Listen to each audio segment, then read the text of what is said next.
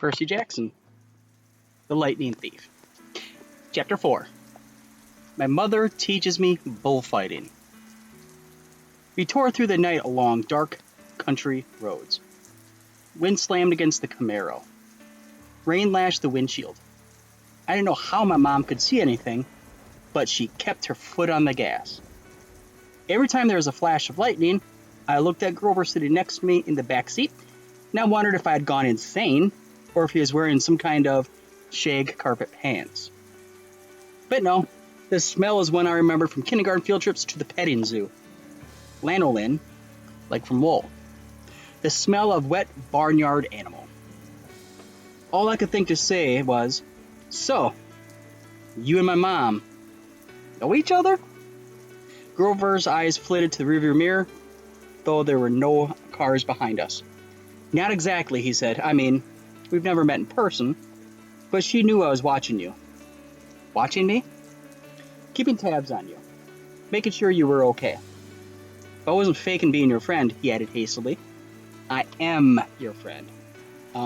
What are you exactly?" "It doesn't matter right now." "It doesn't matter?"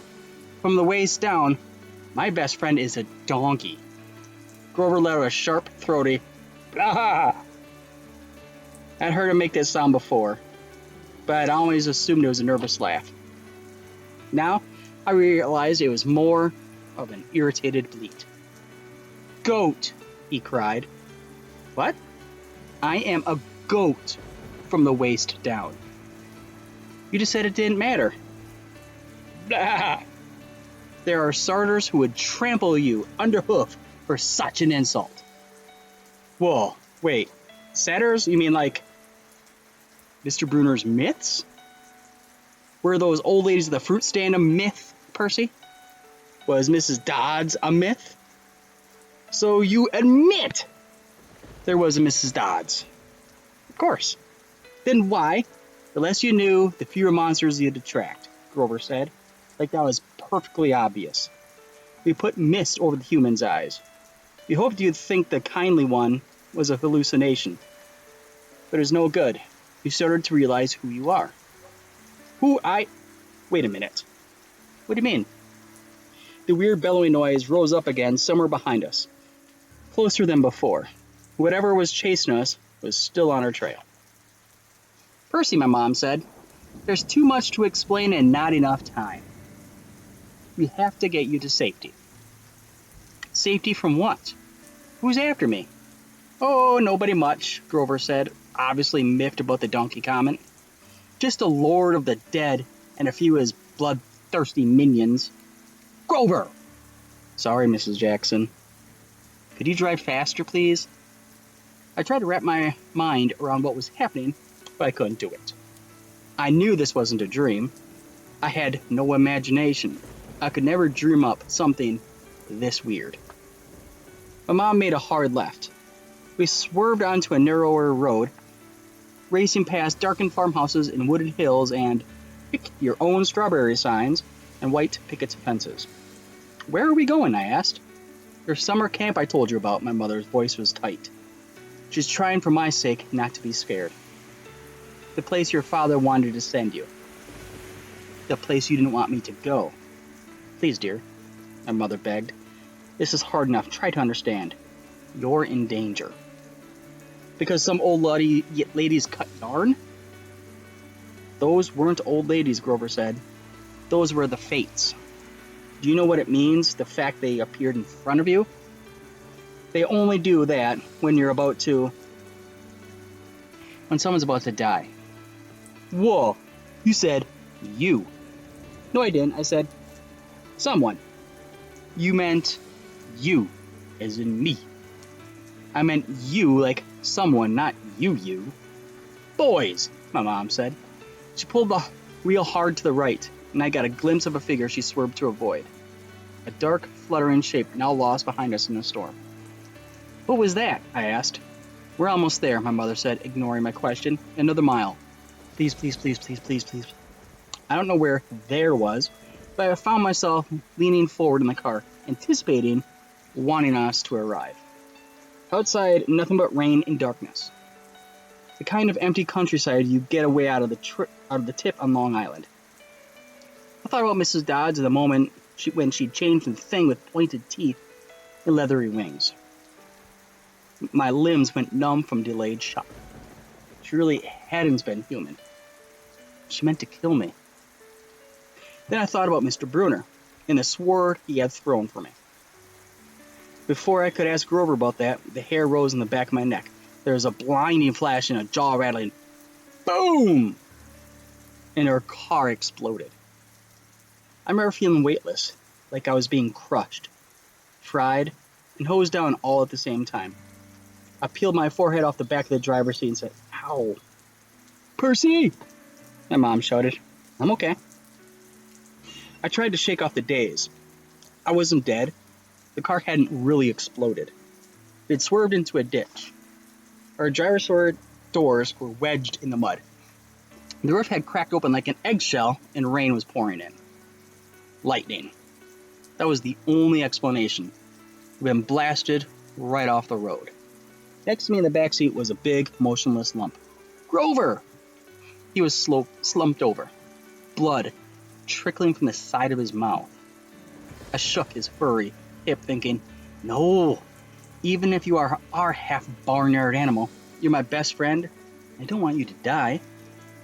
Then he groaned, "Food." And I knew there was hope. "Percy," my mother said, "we have to." Her voice faltered. I looked back. In a flash of lightning through the mud-spattered rear windshield, I saw a figure lumbering toward us on the shoulder of the road. The sight of it made my skin crawl. It was a dark silhouette of a huge guy, like a football player. He seemed to be holding a blanket over his head. His top half was bulky and fuzzy. His upraised hands made it look like he had horns. I swallowed hard. "Who is?" "Percy," my mother said, deadly serious. "Get out of the car." My mother threw herself against the driver's side door. It was jammed shut in the mud. I tried mine. Stuck, too. I looked up desperately at the hole in the roof. It may have been an exit, but the edges were sizzling, smoking. "Climb out of the passenger side," my mom told me. "Percy, you have to run. See that big tree?" "What?"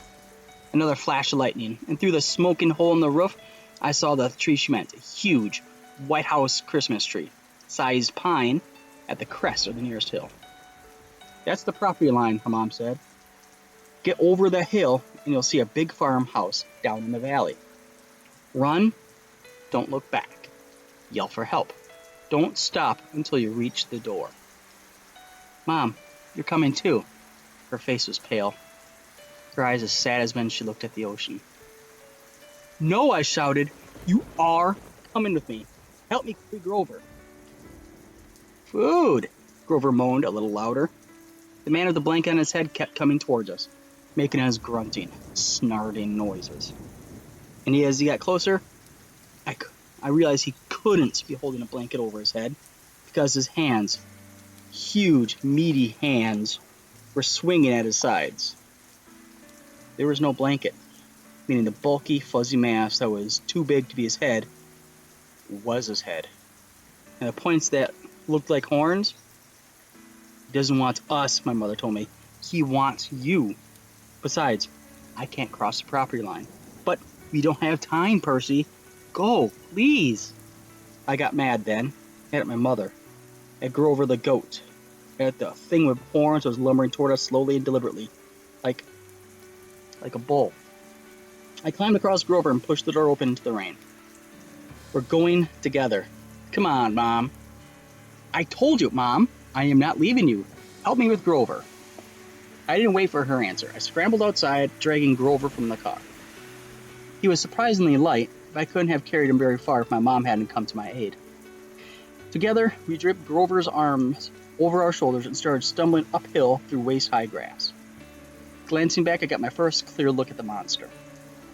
He was 7 feet tall, easy. His arms and legs looked something from the cover of Muscle Man magazine. Bulging biceps and triceps and a bunch of other steps. All stuffed like baseball under. Vein-webbed skin. He wore no clothes except underwear. I mean, bright white through the looms, which kind of looked funny, except the top half of his body was so scary. Orc's brown hair started at his belly button and got thicker as it reached his shoulders. His neck was a mass of muscle and fur leading up to his enormous head, which had a snout as long as my arm, snotty nostrils with a gleaming brass ring, cruel black eyes, and horns. Enormous black and white horns with points you just couldn't get from an electric pencil sharpener. I recognized the monster all right. He had been in the one in the first story Mr. Bruner told us. But he couldn't be real. I blinked the rain out of my eye. That's Paspisi's son, my mother told me. I wish I had known how badly they want to kill you, but he's the, don't say his name. Names have power. The pine tree was still too far away. 100 yards, uphill at least. I glanced behind me again. The bull man hunched over our car, looking in the windows. Not looking exactly, more like sniffing, nuzzling. I wasn't sure why he bothered, since we were only about 50 feet away. Food? Grover moaned. Shh, I told him. Mom, what's he doing? Doesn't he see us? His sight and hearing are terrible. He goes by smell. But he'll figure out where we are soon enough. As if on cue, the bull man bellowed in rage. He picked up Gabe's Camaro by the torn roof, the chassis creaking and groaning. He raised the car over his head and threw it down the road. It slammed into wet asphalt and skidded in a shower of sparks for about a half a mile before coming to a stop. The gas tank exploded. Not a scratch, I remember Gabe saying. Oops. Percy, my mom said, when he sees us, he'll charge. Wait until the last second, then jump out of the way. Directly sideways. He can't change directions very well once he's charging. Do you understand? How do you know all this? I've been worried about an attack for a long time. I should have expected this. I was selfish, keeping you near me. Keeping me near you, but another bellow of rage. The bull man started tromping uphill. He'd smelled us. The pine tree was only a few more yards, but the hill was getting steeper and slicker, and Grover wasn't getting any lighter. The bull man closed in. Another few seconds, he'd be on top of us. My mother must have been exhausted, but she shouldered Grover. Go, Percy, separate. Remember what I said. I didn't want to split up, but I had the feeling she was right. It was our only chance. I sprinted to the left, turned, and saw the creature bearing down on me. His black eyes glowed with hate. He reeked like rotten meat. He lowered his head and charged, those razor-sharp horns aimed straight at my chest. The fear in my stomach made me want to bolt, but that wouldn't work. I could never outrun this thing, so I held my ground. At the very last moment, I jumped to the side. The bull man stormed past like a freight train, then bellowed with frustration and turned, but not toward me this time, toward my mother, who was getting Grover down in the grass. We reached the crest of the hill. Down the other side I could see a valley, just as my mother had said, the lights of a farmhouse, glowing yellow through the rain. But that was a half a mile away. We'd never make it. The bull man grunted, pawing the ground. He kept eyeing my mother, who was now retreating slowly downhill, back toward the road, trying to lead the monster away from Grover. Run, Percy!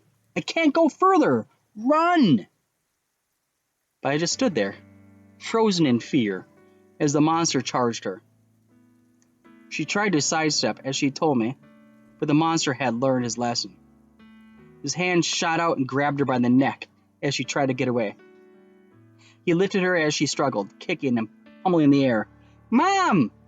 She caught my eyes, managed to choke out one last word. Go. Then, with an angry roar, the monster closed his fists around my mother's neck, and she dissolved before my eyes, melting into light.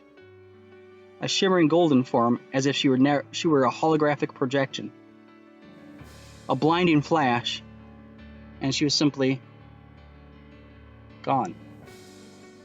No! Anger replaced my fear. Newfound strength burned in my limbs. The same energy I'd gotten when Mrs. Dodds grew talons. The bull man tore down on Grover, who lay helpless in the grass. The monster hunched over, snuffing my best friend, as if he were about to lift Grover up and make him dissolve too. Not gonna all that.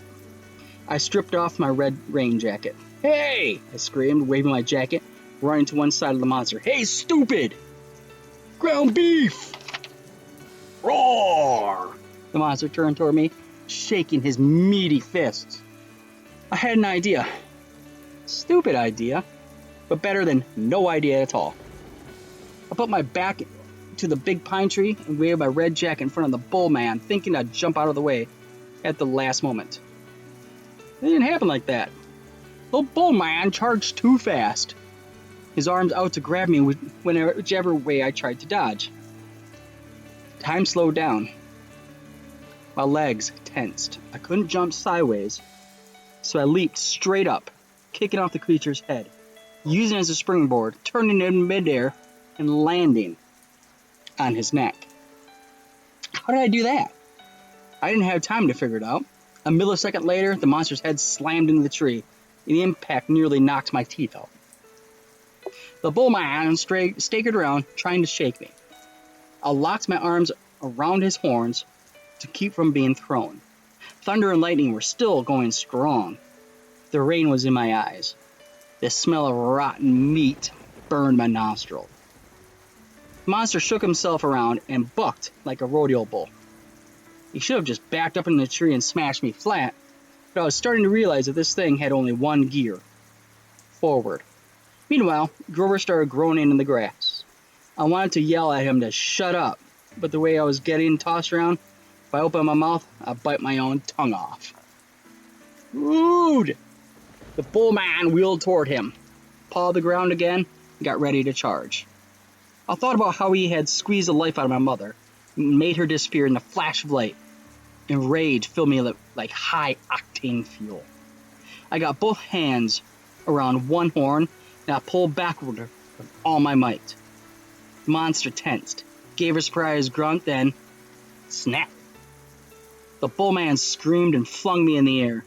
I landed on my back in the grass. My head smacked against a rock. When I sat up, my vision was blurry. I had a horn in my hands, a ragged bone weapon the size of a knife. The monster charged. Without thinking, I rolled to one side and came up kneeling.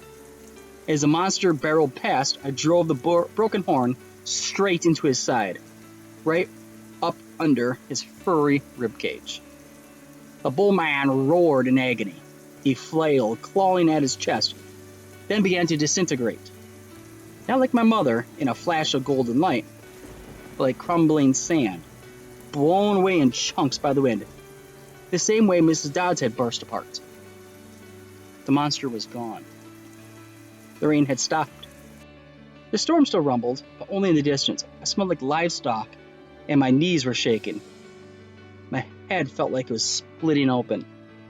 I was weak and scared and trembling with grief. I'd just seen my mother vanish. I wanted to lie down and cry, but there was Grover needing my help. So I managed to haul him up and staggered down into the valley, towards the light of the farmhouse. I was calling, crying to my mother, but I held on to Grover. I wasn't going to let him go. The last thing I remember is collapsing on a wooden porch, looking up at a ceiling fan circling toward me, moths flying around a yellow light, and the stern face of a familiar-looking bearded man, and a pretty girl. Her blonde hair curled like a princess's. They both looked down at me. And the girl said, "He's the one. He must be." "Silence, Annabeth," the man said. "He's still conscious. Bring him inside."